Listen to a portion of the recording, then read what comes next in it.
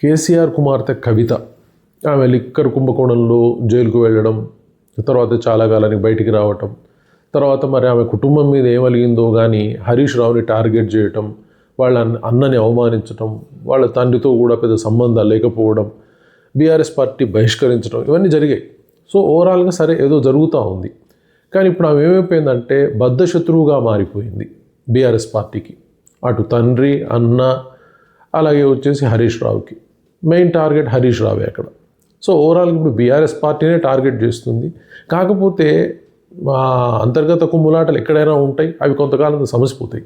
కానీ ఈమె ఎంత స్థాయికి వెళ్ళిపోయిందంటే ఈమెనే నేను భవిష్యత్తులో ముఖ్యమంత్రి అయిన తర్వాత వీళ్ళు బీఆర్ఎస్ పార్టీ అన్యాయాలు చేసింది, సో వీళ్ళ మీద విచారణ చేపడతానేనని చెప్పుకుంటా ఉంది.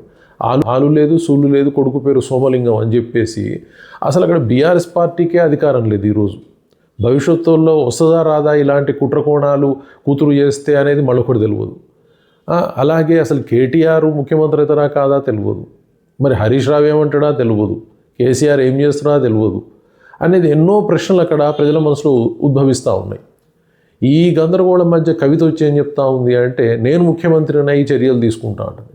ముందు తమరు చెప్పాల్సిన పని ఏంది అంటే అసలు లిక్కర్ కుంభకోణంలో జైలుకి ఎందుకు పోయిచ్చిర్రో ప్రజలకు చెప్పి వాళ్ళకి అర్థమైన తర్వాత మిగతా విషయాలు మాట్లాడవచ్చు. మీరు ప్రజా పోరాటాలు ఏం చేసిరో చెప్పాలి. అంటే పాదయాత్ర చేస్తే అధికారంలోకి వస్తారు అనుకుంటున్నారా, లేదా టీవీ ముందు ఎక్కువ కనిపిస్తే గెలుస్తాం అనుకుంటున్నారా, లేదా కుటుంబాన్ని విమర్శిస్తే గెలుస్తాం అనుకుంటున్నారా?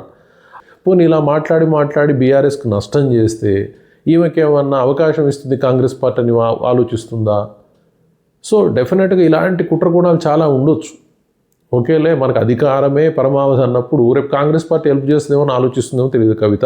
కానీ ఓవరాల్గా ఆమె ముఖ్యమంత్రి కావాలన్న కోరిక మాత్రం మొత్తం మాయా ప్రపంచంలో ఆలోచనలు తప్ప ఆమె ఎప్పటికీ అది సాధించలేరు విషయం.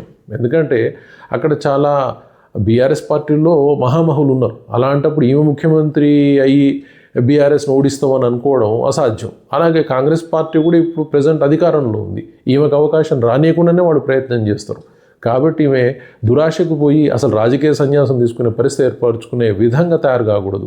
ఆమె ఉన్నదానిలో యాక్చువల్గా ఏం జరుగుతుంది, ఏం జరగబోతుంది అని ఆలోచించుకొని మళ్ళీ బీఆర్ఎస్తోనే ఉంటే ఆమెకు కొద్ది గొప్ప పదవులు వస్తాయేమో కానీ లేకపోతే పూర్తి రాజకీయ సన్యాసం తప్పదు. Thank you very much.